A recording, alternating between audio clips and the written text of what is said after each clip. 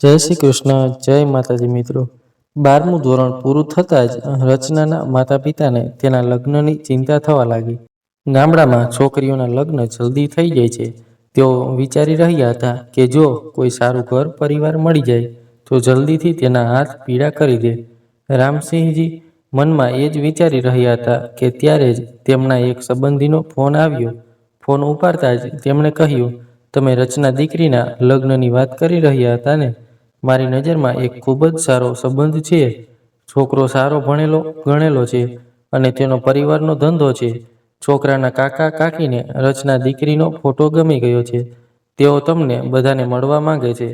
આ સાંભળીને રામસિંહજીના ચહેરા પર ખુશીની લહેર દોડી ગઈ। તેમણે કહ્યું, તો પછી વાર છે નહીં, તમે કાલે જ તેમને લઈ આવો। બીજી બાજુ છોકરાના કાકા કાકી સુમિતને એકવાર છોકરી જોવા માટે કહી રહ્યા હતા, પરંતુ સુમિત હજી લગ્નો માટે તૈયાર ન હતો। સુમિતના માતા પિતા ન હતા। થોડા વર્ષો પહેલા એક અકસ્માતમાં તેમનું નિધન થયું હતું। કાકા કાકી તેને ખાસ પસંદ નહોતા કરતા, ફક્ત તેની મિલકત પડાવવા માંગતા હતા। તેમના મનમાં કંઈક બીજું જ ચાલી રહ્યું હતું।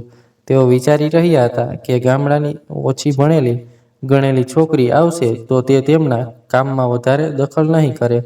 તે ગવારને તેઓ પોતાની રીતે નચાવશે। આ બધું વિચારતા સુમિતના કાકીએ સુમિત સામે લાગણીશીલ નાટક શરૂ કરતા કહ્યું, અરે બેટા, અમે તો તારું ભલું ઈચ્છીએ છીએ। ગામડાની સીધી સાદી છોકરી આવશે તો તારું સારી રીતે ધ્યાન રાખશે, પણ અમે કોણ તારા માતા પિતા છીએ કે તું અમારી વાત માનીશ? કાકીની વાત પર સુમિત ના પાડી શક્યો નહીં અને તેમની સાથે જવા માટે હા પાડી દીધી। આ બાજુ ગામમાં સમાચાર આપી દેવામાં આવ્યા કે કાલે છોકરાવાળા આવી રહ્યા છે।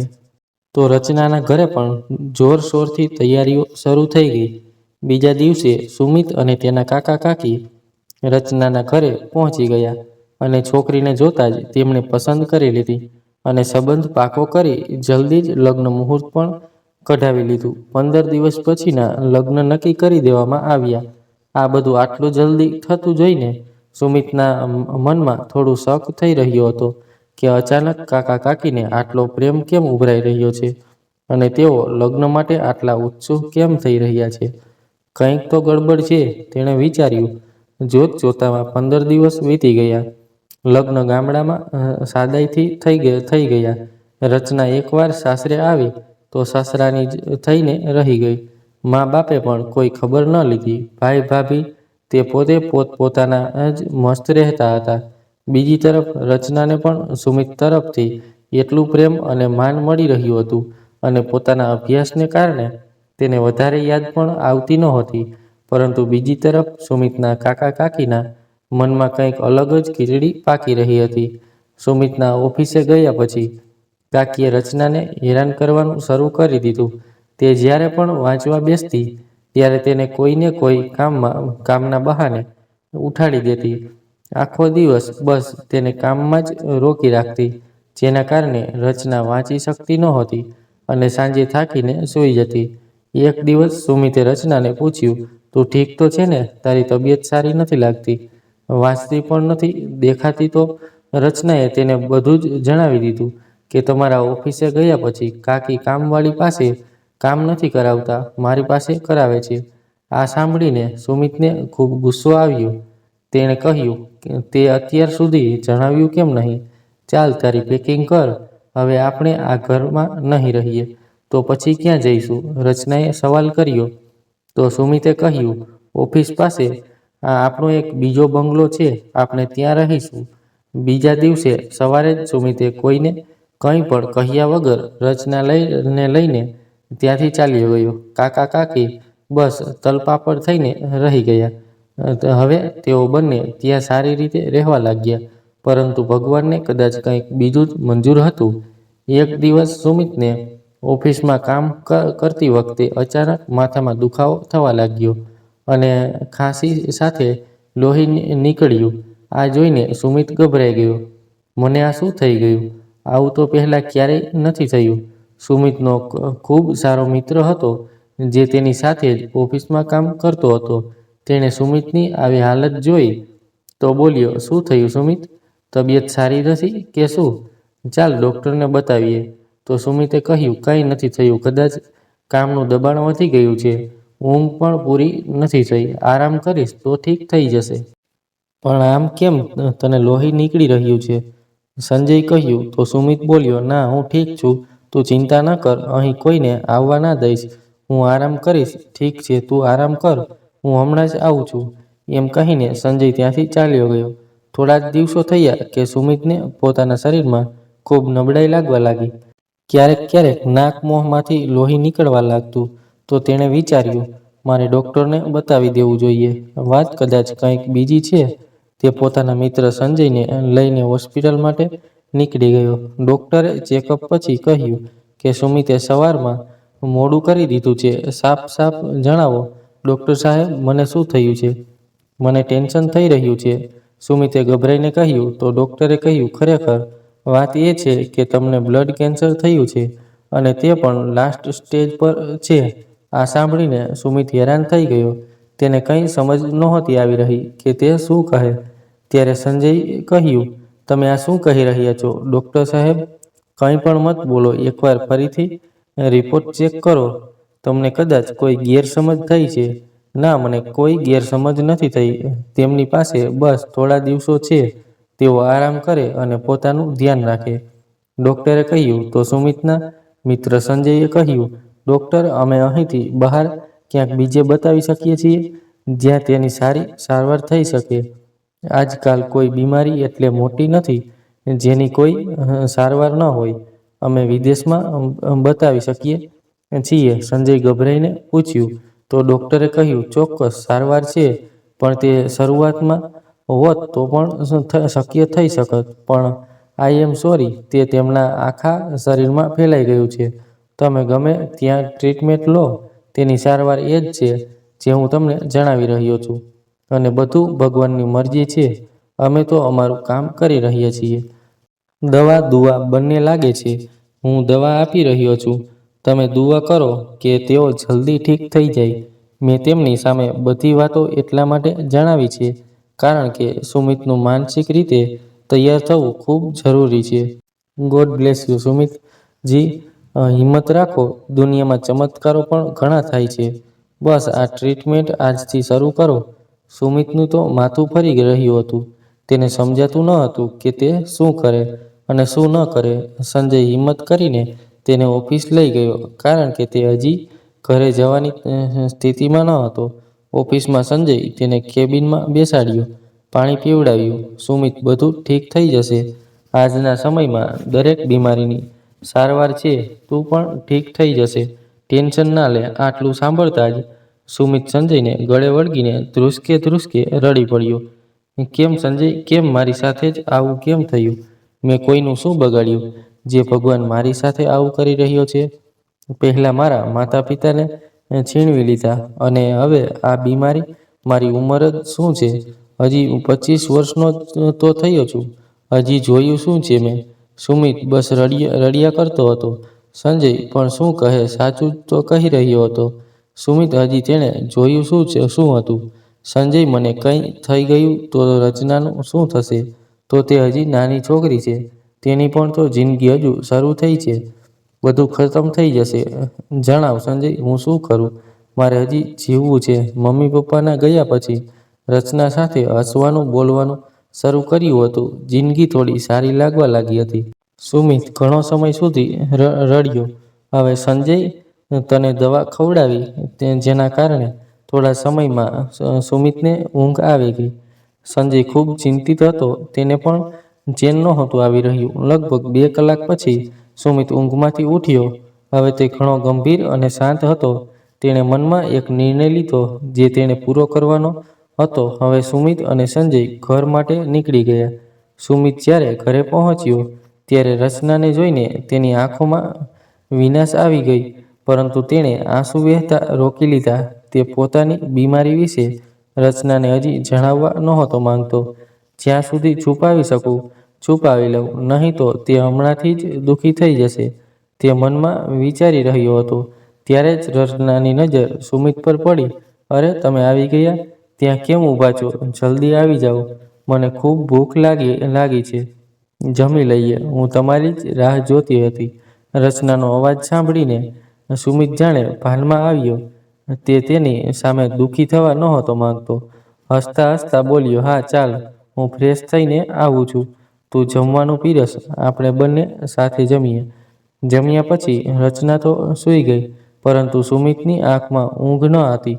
તે વિચારી રહ્યો હતો, રચનાનું શું થશે? તેના પોતાના માતા પિતા ખબર નથી લેતા અને મારા કાકા કાકી ક્યારેય મારા નહોતા થયા, તો તેના શું થશે? વિચારતા વિચારતા તેને ક્યારેય ઊંઘ આવી ગઈ તેને ખબર જ ન પડી. બીજા દિવસે ઓફિસમાં જઈને સુમિત સંજયને બોલ્યો, સંજય, મારી આ બધી પ્રોપર્ટી, ઓફિસ, ફેક્ટરી, ઘર બધું રચનાના નામ પર કરી દેવાનું છે. કાકા કાકીનો કોઈ ભરોસો નથી, તે તેને ક્યારે ઘરની બહાર કાઢી દેશે. અને મારા ગયા પછી તું રચનાનું પૂરું ધ્યાન રાખીશ, તેની જવાબદારી હું તને સોંપું છું. તે ખૂબ સમજદાર છે, પરંતુ હજી પણ તેમાં થોડું બાળપણ છે. પ્લીઝ તું તેને સંભાળી લેજે. કહેતા કહેતા સુમિત ભાવુક થઈ ગયો અને આંખોમાં આંસુ વહેવા લાગ્યા. સુમિત, પોતાને સંભાળ, બધું ઠીક થઈ જશે. આપણે બેસ્ટથી બેસ્ટ ટ્રીટમેન્ટ કરાવીશું. તને કંઈ થઈ ગયું તો હું પણ તો અનાથ થઈ જઈશ. આમ ના બોલ, હું તને કંઈ નહીં થવા દઉં. કહેતા કહેતા સંજયની પણ આંખો ભરાઈ આવી. નહીં, મારા પછી બધું તારે સંભાળવાનું છે. રચનાના સપના પૂરા કરવાના છે. કાકા કાકીનું ધ્યાન રાખજે. તેમની નજર મારી મિલકત પર છે, એટલે હું ઈચ્છું છું કે મારા ગયા પહેલા બધું સેટલ કરી દઉં. તું સમજે છે ને સંજય? તે સાંભળ્યું હતું ને ડૉક્ટરે શું કહ્યું હતું, કે હું ગમે તેટલી સારવાર કરાવું, પણ મારી પાસે વધારે દિવસો નથી. ખબર નહીં ભગવાને મને કઈ વાતની આટલી મોટી સજા આપી છે. નહીં ભાઈ, એવું કંઈ નહીં. તું ઠીક થઈ જઈશ. ભગવાન સારા લોકોની જ પરીક્ષા લે છે. સંજય તેને દિલાસો આપતા કહ્યું, કારણ કે તે તેને પોતાના મોટા ભાઈ સમાન માનતો હતો. સંજય જ્યારે 13 વર્ષનો અનાથ હતો, ત્યારે રસ્તાની બાજુમાં બૂટ પોલિશ કરી રહ્યો હતો. ત્યારે એક દિવસ સુમિતના પપ્પા ત્યાંથી પસાર થઈ રહ્યા હતા, તો સંજય મોટેથી અવાજ કરતા કહ્યું, સાહેબ, પોલિશ કરાવી લો, થોડા પૈસા મળી જશે. કાલથી કંઈ નથી ખાધું. આ સાંભળીને સુમિતના પપ્પાને દયા આવી. તેમને કહ્યું, તું ભૂખ્યો કેમ છે? તારું નામ શું છે? છોટું? બધા છોટું કહે છે. સાહેબ, કોઈ ગાળો આપે છે, કઈ કહે છે હું અનાથ છું, મારું કોઈ નથી. સુમિતના પપ્પાએ કહ્યું, ચાલ મારી સાથે, આજથી તું મારા ઘરમાં રહીશ. આ સાંભળતા જ સંજય ખુશ થઈ ગયો અને સુમિતના પપ્પા સાથે તેના ઘરે આવી ગયો. સુમિત પણ ખૂબ ખુશ હતો. તેણે પણ એક મિત્ર અને ભાઈ મળી ગયો. અને ત્યારથી જ સંજય સુમિતનો નાનો ભાઈ બનીને તેના ઘરમાં રહેવા લાગ્યો. ધીમે ધીમે સમય નીકળી રહ્યો હતો અને પરિસ્થિતિ ખરાબ થઈ રહી હતી. એક દિવસ ઘરે સવારે સવારે સુમિતની તબિયત વધારે ખરાબ થઈ ગઈ અને તેના મોં અને નાકમાંથી લોહી વહેવા લાગ્યું. આ જોઈને રચના ખૂબ ગભરાઈ ગઈ. આ શું થયું તમને? મોંમાંથી લોહી કેમ નીકળી રહ્યું છે? હું હમણાં જ ડૉક્ટરને બોલાવું છું. નહીં, હું ઠીક છું. રચના, તારી સાથે થોડું ખૂબ જરૂરી વાત કરવી છે. મારી પાસે બેસ. સુમિતે કહ્યું. તો રચના બોલી, વાતો પછી કરીશું, પહેલાં આરામ કરો. હું તમારા માટે કંઈક ખાવા માટે લઈ આવું છું. હા સારું, પણ જલ્દી આવજે. સુમિતે વિચાર્યું, હવે સમય નથી. મારી હાલત દિવસે ને દિવસે બગડતી જાય છે. તેને બધું જણાવવું પડશે.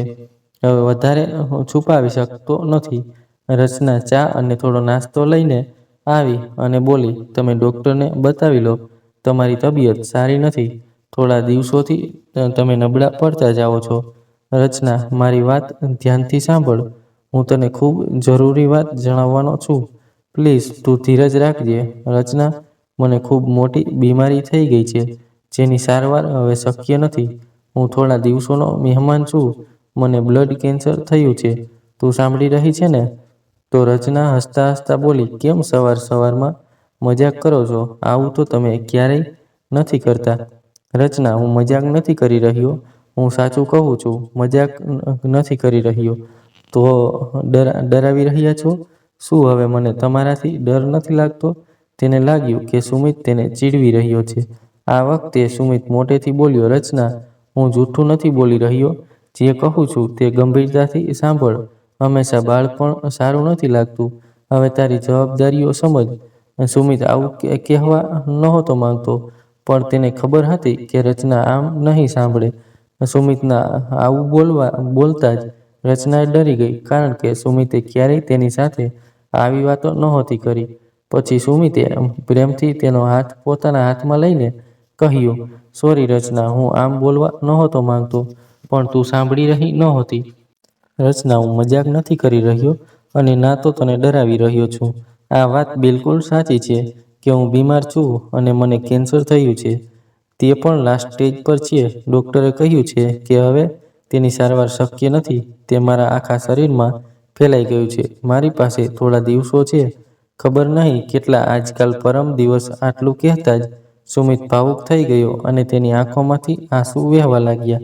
રચના હેરાનીથી તેને જોવા લાગી. તેની આંખોમાં પણ આંસુ આવી ગયા. સુમિત ફરી કંઈક કહેવા ગયો હતો. આ વખતે રચના મોટેથી બોલી, "ચૂપ રહો, તમે મારે કંઈ નથી સાંભળવું. હવે કંઈ પણ બોલ્યા કરો છો. પાગલ થઈ ગયા છો? અરે મારો વિચાર કરો, મારા પર શું વીતતું હશે. આ સાંભળીને મારું દિલ બેસી રહ્યું છે. પ્લીઝ રચના, સમજવાની કોશિશ કર. મને પણ ખબર ન હતી. હમણાં 2 મહિના પહેલાં જ ખબર પડી છે, પણ તને જણાવીને દુઃખી કરવા નહોતો માંગતો, એટલે નહોતું જણાવ્યું. પણ હવે મારી હાલત બગડતી જાય છે, એટલે જણાવવું જરૂરી છે." રચના ભાન ભૂલી રહી હતી. બસ વારંવાર કહી રહી હતી કે કહી દો સુમિત, જે તમે કહી રહ્યા છો તે જૂઠું છે. મને સાંભળવામાં ભૂલ થઈ છે. પ્લીઝ સુમિત. એટલામાં સંજય પણ આવી ગયો. તેને જોઈને રચના તેની પાસે ગઈ અને બોલી, "સંજય, જુઓ આ સુમિત શું કહી રહ્યા છે. સવારમાં કંઈ પણ બોલી રહ્યા છે. તું મારો પણ સાચો મિત્ર છે ને? બોલને." તેમને કંઈ પણ ના બોલે. "હું બાળપણ વેળા નહીં કરું.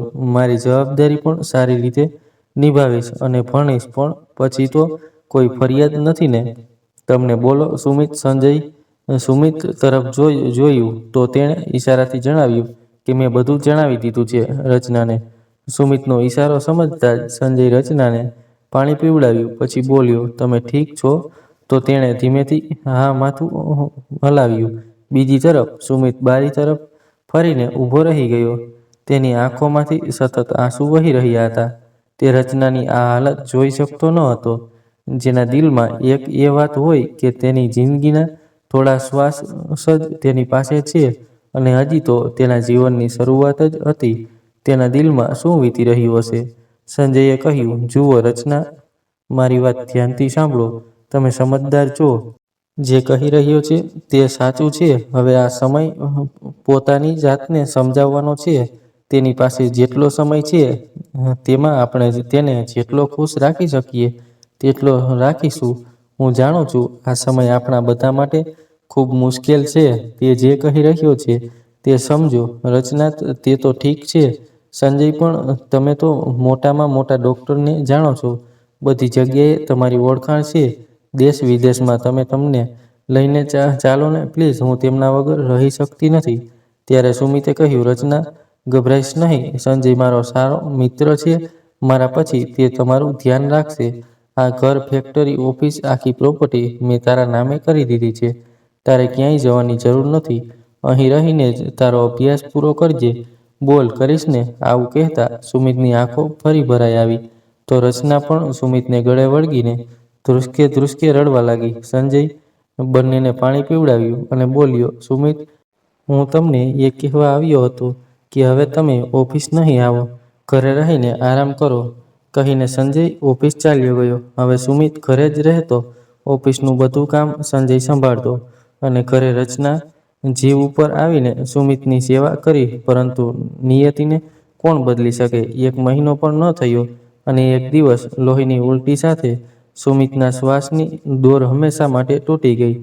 રચના ચીસો પાડતી રહી. આંસુઓની ધારા 1 મિનિટ માટે પણ આંખોમાંથી તૂટી નહોતી રહી. સંજય બિચારો પોતાની જાતને જેમ તેમ સમજાવીને રચનાને સંભાળી રહ્યો હતો. સુમિતના કાકા કાકીને ખબર આપવામાં આવી તો તેઓ ખૂબ ખુશ થઈ ગયા. ચાલો, કંઈ કર્યા વિના જ આપણી મનસા પૂરી થઈ ગઈ. હવે બધી મિલકત આપણી થઈ ગઈ. બસ કોઈ રીતે તે સંજય અને રચનાને ઠેકાણે પાડવાના હતા. તેમના મનમાં કંઈક અલગ જ ખીચડી ચાલી રહી હતી. 3 દિવસના ક્રિયાક્રમ પછી રચનાના માતા પિતા પણ તેને નસીબનો હવાલો આપીને પોતાના ગામ પાછા ફર્યા. લગ્નના 8 મહિનામાં જ રચનાની જિંદગી શું થઈ ગઈ તેનો તેને અંદાજો પણ ન હતો. બીજી તરફ સુમિતના કાકા કાકીને ખબર પડી કે સુમિત પોતાની બધી મિલકત રચના અને સંજયના નામે કરી દીધી છે, તો તેઓ ગુસ્સે થઈ ગયા અને રચના પાસે જઈને મગરના આંસુ વહાવા લાગ્યા. રચના બેટા, અમને માફ કરી દે. અમે તારી સાથે ખૂબ ખોટું કર્યું છે. હવે સુમિત નથી તો અમે તારી સાથે જ છીએ. અમને પારકા ના સમજીશ. અમે બધા સાથે રહીશું. બેટા, તું તારા ભણવા પર ધ્યાન આપજે. રચનાને તો પોતાનું જ ભાન નહોતું. તે શું કહે તેમની મીઠી મીઠી વાતોમાં આવી ગઈ. પરંતુ સંજય રચનાને સમજાવી, રચના, તેમની વાતોમાં ના આવીશ. ખબર નહીં કયું ષડયંત્ર રચી રહ્યા છે આ લોકો. હું 2 દિવસ માટે ઓફિસના કામથી બહાર જઈ રહ્યો છું, તો તું થોડું સંભાળીને રહેજે. તો રચનાએ આમાં જવાબ આપી દીધો. તે સુમિતના ગયા પછી ચૂપ જેવી રહેવા લાગી હતી. કોઈની સાથે વધારે વાત નહોતી કરતી અને આ વાતનો ફાયદો ઉઠાવીને મોકો જોઈને સુમિતના કાકા કાકીએ તેનાથી કાગળ પર સહી કરાવી લીધી. હવે તેમની ખુશીનો કોઈ બાળ ન હતો. બધી મિલકત તેમની થઈ ગઈ. સહી કરાવતા જ બપોરથી સાંજ થઈ ગઈ, પણ કોઈએ રચનાને ખાવા માટે પણ ના પૂછ્યું. રાત્રે પણ એમને એમ સૂઈ ગઈ. બીજા દિવસે કાકીએ ઘરના બધા નોકરોને કામ પરથી રજા આપી દીધી હતી. સવારે જ્યારે રચના બહાર ન આવી તો કાકીએ મોટેથી અવાજ કરતા કહ્યું, અરે ઓ મહારાણી, હવે શું ઘરમાં જ રહેવાનો ઈરાદો છે? અવાજ સાંભળીને રચના ગભરાઈ ગઈ અને ડરતા ડરતા ચૂપચાપ બહાર આવી ગઈ. તો કાકીએ કહ્યું, હવે ઊભી ઊભી મારું મોઢું શું જોઈ રહી છે? જા, તારો સામાન બાંધ અને નીકળ અહીંથી. આ સાંભળીને ના હેરાનીથી કાકીને જોવા લાગી. કદાચ તેણે કંઈ ખોટું સાંભળ્યું હોય. આંખો ફાડીને શું જોઈ રહી છે? સાંભળ્યું નહીં? તારો સામાન બાંધ અને નીકળ અહીંથી. કાકીએ તે જ અવાજમાં કહ્યું. તો રચના ડરી ગઈ. તેણે કહ્યું, હું ક્યાં જાઉં કાકી? પ્લીઝ આવું ના કરો. આટલા મોટા શહેરમાં હું ક્યાં જઈશ? મારું અહીં કોઈ નથી. પ્લીઝ કાકી. રચના આજીજી કરી રહી હતી. અરે જા, ક્યાં પણ મર, કહેતા કાકીએ તેના મોઢા પર દરવાજો બંધ કરી દીધો. તે દરવાજો ખખડાવતી રહી, પરંતુ તેમણે તેની એક ના સાંભળી. તે ગભરાયેલી અને થાકેલી પાકેલી ત્યાંથી ચાલી નીકળી. 2 દિવસથી કંઈ ખાવા પીવાનું ન હોવાથી તડકામાં તેનું માથું ચક્કર ખાવા લાગ્યું. સામેથી માળી કાકા આવી રહ્યા હતા. તેમણે રચનાને જોઈને કહ્યું, રચના દીકરી, અહીં શું કરી રહી છો? રચનાએ ડબડબેલી આંખોથી તેમને જોયા અને ત્યાં જ બેભાન થઈ ગઈ. તો માળી કાકા ગભરાઈ ગયા. રચના બેટા, આંખો ખોલ. હે ભગવાન, આ શું થઈ ગયું? લાગે છે કે તેના કાકા કાકીએ મોકો જોઈને તેને ભગાડી દીધી છે. એટલે જ આજે બધા નોકરોને રજા આપી દીધી, જેથી કોઈને ખબર ન પડે કે શું થયું છે. ફૂલ જેવી નાજુક છોકરી પર દયા ન આવી. ભગવાન તેમને ક્યારેય માફ નહીં કરે. હવે તેને ક્યાં લઈ જવું? વિચારતા માળી કાકાએ રચનાને ત્યાં પાસેના ઝાડ નીચે સુવાડી અને દોડીને પાસેની દુકાનમાંથી પાણી લાવીને તેનું મોઢું ધોવડાવ્યું. તો રચનાએ આંખો ખોલી. કાકાએ કહ્યું, લે બેટા, પાણી પી લે. અને પછી પૂછ્યું, આ હાલતમાં અહીં કેવી રીતે દીકરી? આટલું સાંભળતા જ રચના ધ્રુસકે ધ્રુસકે રડવા લાગી અને કાકાને બધી વાત જણાવી. તો કાકાએ કહ્યું, એટલે મારો અંદાજ સાચો હતો બેટા. પણ કાકા, હવે હું ક્યાં જાઉં? રચનાએ રડતા કહ્યું. તો માળી કાકા બોલ્યા, બેટા, હું પણ અહીં એકલો રહું છું, પણ જ્યાં રહું છું તે જગ્યા તારા માટે સુરક્ષિત નથી. ત્યાં દારૂડિયા લોકો ઘણા રહે છે. હું તને ત્યાં એક દિવસ પણ રાખી શકું તેમ નથી. હવે શું કરીએ કાકા? સંજયનો નંબર પણ નથી મારી પાસે.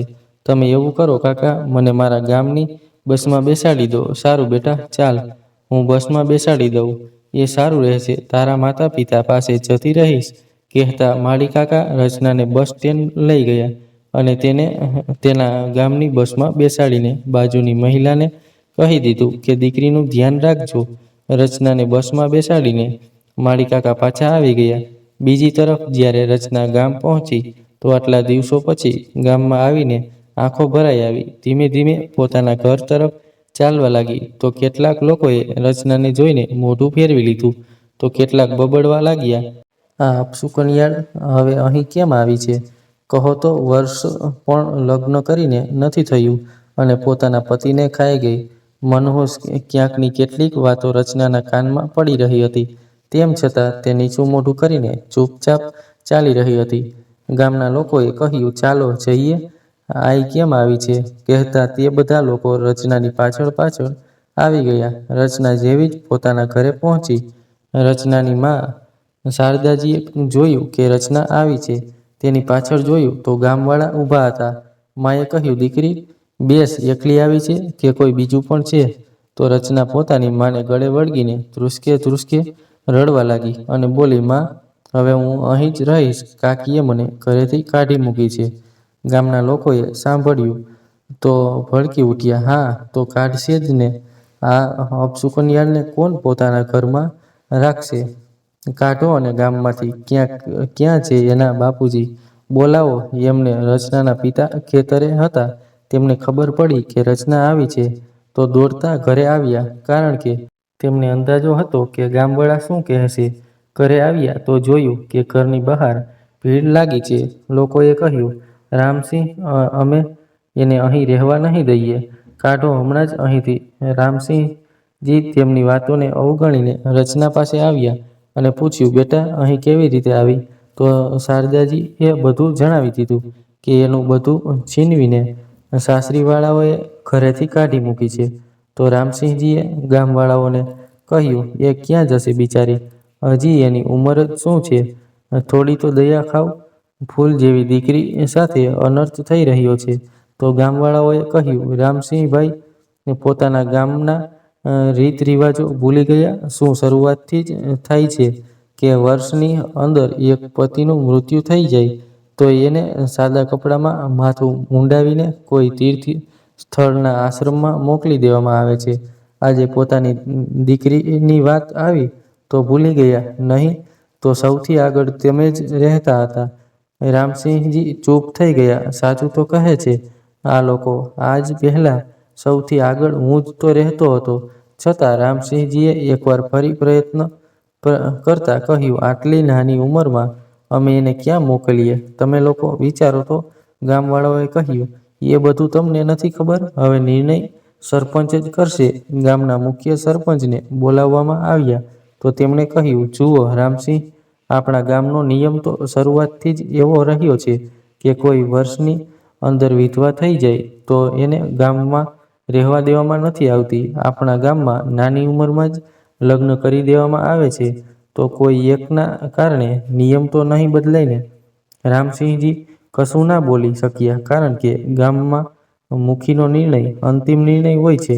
બધા ગામવાળા એક સાથે મોં ઉપાડવા લાગ્યા, હા હા, કાઢો એને અહીંથી, અમે રહેવા નહીં દઈએ. રચના બેજાન પૂતળી જેવી બનીને બધાની વાતો સાંભળી રહી હતી. પોતાના ઘરે આવીને બે પળનો પણ આરામ ન મળ્યો. એને એમ માથું ફરવા લાગ્યું, ચક્કર ખાઈને પડવા જતી હતી કે કોઈ મજબૂત હાથોએ એને પકડી લીધી, કે બીજું કોઈ નહીં પણ સંજય જ હતો. ગામવાળાઓનું આવું વર્તન જોઈને સંજયને ખૂબ દુઃખ થયું. તેણે કહ્યું, આ શું કરી રહ્યા છો તમે લોકો? એને સહાનુભૂતિ અને પ્રેમ આપવાની જગ્યાએ એનો તિરસ્કાર કરી રહ્યા છો. તો ગામવાળાઓએ કહ્યું, તું કોણ છે વચ્ચે બોલવાવાળો, અને ક્યાંથી આવ્યો છે? સંજય કહ્યું, હું સુમિતનો ભાઈ છું, મિત્ર છું. સુમિતે પોતાના ગયા પછી રચનાની જવાબદારી મને સોંપી હતી. હું કામથી બહાર ગયો હતો. પાછો આવ્યો તો ખબર પડી કે રચનાને ઘરેથી કાઢી મૂકી છે. પોતાના ગામ ગઈ છે એટલે અહીંયા મળવા આવ્યો. પણ અહીં આવીને તમારા બધાનો દુર્વ્યવહાર જોઈને ખૂબ દુઃખ થયું. ગામના લોકોએ કહ્યું, આ અપશુકનિયાળ છે. એક વર્ષની અંદર જ એનો પતિ ગુજરી ગયો. આ મનહૂસ છે. અમે એને આ ગામમાં રહેવા નહીં દઈએ. એનું મોઢું જોવું પણ અમને પાપ છે. આ શું બકવાસ છે? સુમિતને બીમારી હતી જેના કારણે એ ગુજરી ગયો. એમાં એની શું ભૂલ છે? અમે લોકો તો રોજ એનું મોઢું જોઈએ છીએ. અમારા લોકો સાથે તો કંઈ નથી થઈ આજના જમાનામાં આવી વિચારસરણી કોણ રાખે છે? સંજય બોલી જ રહ્યો હતો કે ત્યાં જ રામસિંહજીએ એને વચ્ચે જ રોકતા કહ્યું, જવા દે બેટા, એને જ્યાં એનું નસીબ લઈ જાય. જો રચના અહીં રહી તો અમે પણ અહીં નહીં રહી શકીએ. હવે આ ઉંમરમાં અમે ક્યાં જઈશું? આ લોકોના ટોણા સાંભળીને તો અમે એમ જ મરી જઈશું. શરમ નથી આવતી તમને તમારી દીકરીને આવું કહેતા? જ્યારે મા બાપ જ સાથ નહીં આપે તો કોણ આપશે? સંજય ગુસ્સાથી કહ્યું. તો રામસિંહજી બોલ્યા, બેટા, જે સમાજમાં રહીએ છીએ ત્યાંના રીતિ રિવાજો તો માનવા જ પડશે ને. હવે એની સાથે લગ્ન કોણ કરશે? તીર્થ સ્થળ પર ધર્મ ધ્યાન કરશે તો એના માટે સારું છે. તો સંજય કહ્યું, કેમ નહીં કરે કોઈ એની સાથે લગ્ન? હજી ઉંમર જ શું છે? અને વિધવા થવું કોઈ ગુનો નથી તો નથી? બધાની જિંદગી અને નોટ લખેલી હોય છે, એમાં કોઈ કંઈ નથી કરી શકતું. હમણાં જે ઉંમરમાં એ છે એ ઉંમરમાં છોકરીઓ ભણે છે, પોતાના સપના વણતી હોય છે, પોતાનું બાળપણ જીવતી હોય છે. તમે લોકોએ તો એનું બધું જ છીનવી લીધું.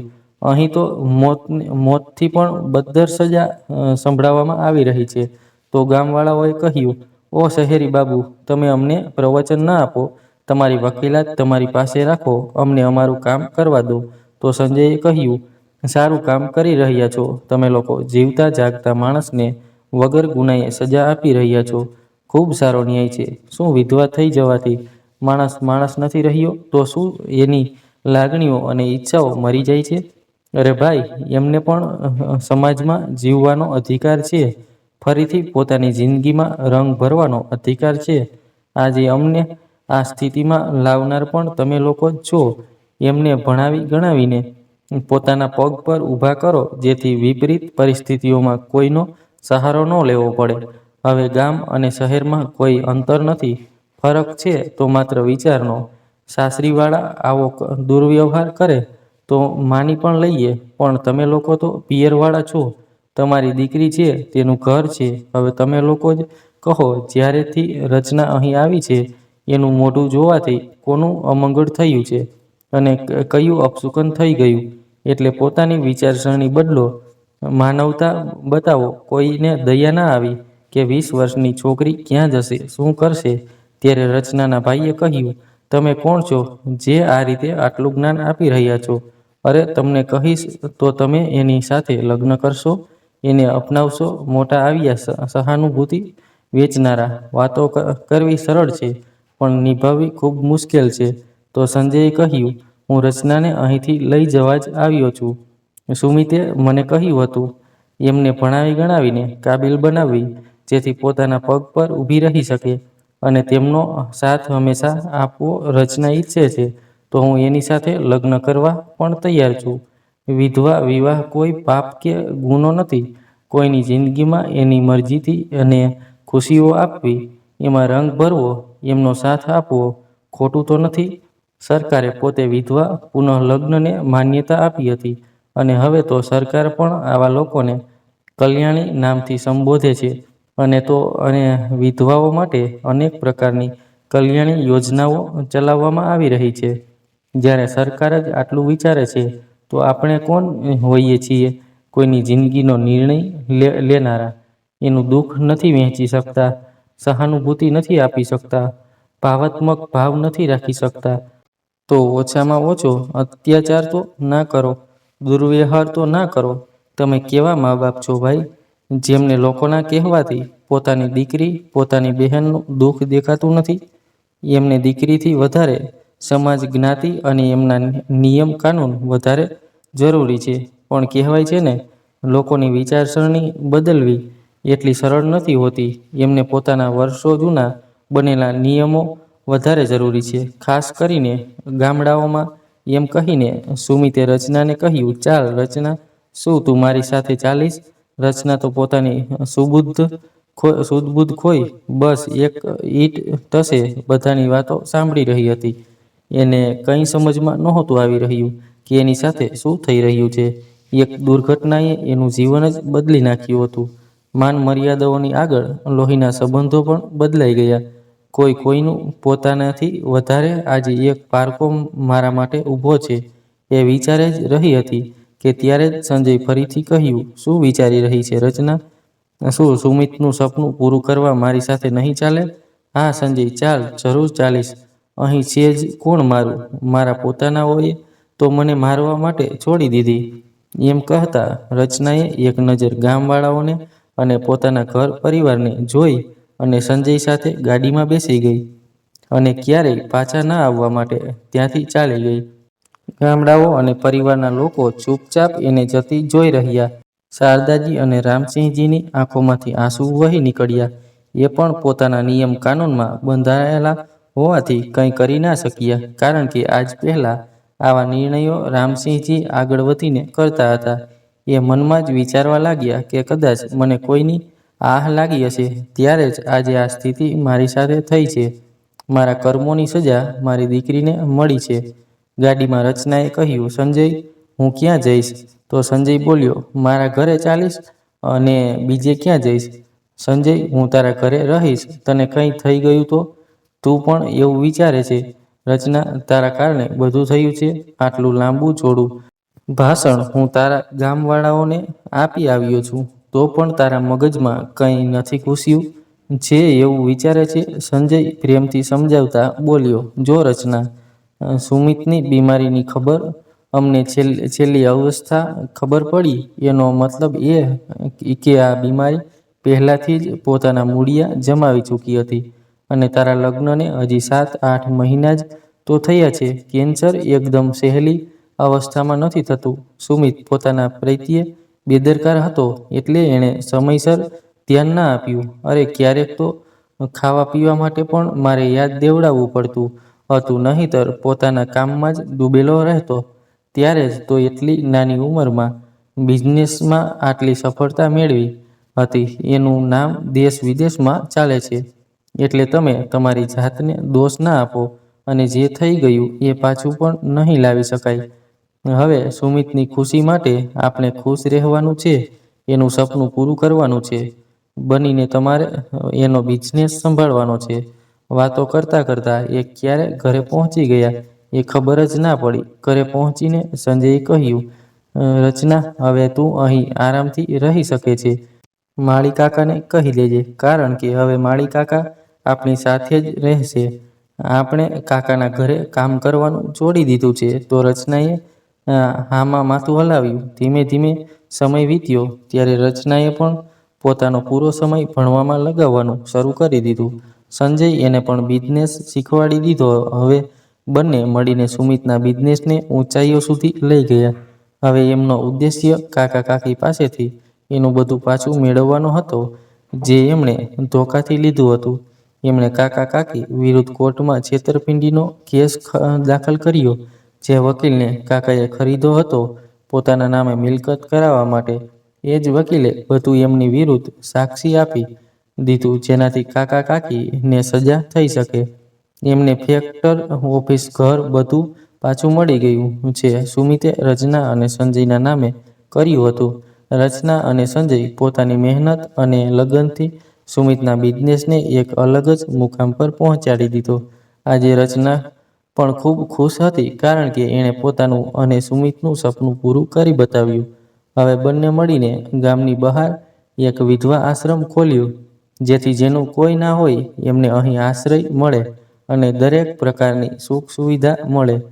પોતાની સફળતા મેળવ્યા પછી રચનાએ સંજય સાથે લગ્ન કરી લીધા, કારણ કે વિધવાના બીજા લગ્ન થવા કોઈ ગુનો નથી. એમને પણ પોતાની મરજીથી જીવવાનો પૂરો હક છે, કારણ કે જિંદગી માણસને એક જ વાર મળે છે, એટલે પોતાની રીતે જીવવાનો એનો પૂરો અધિકાર છે. તો દોસ્તો, રચનાએ બીજા લગ્ન કરીને સારું કર્યું કે ખોટું, તમારી રાય કોમેન્ટ બોક્સમાં જરૂર જણાવો. વાર્તા સારી લાગી હોય તો વિડીયોને લાઇક, શેર અને કોમેન્ટ કરવાનું ભૂલશો નહીં. ધન્યવાદ.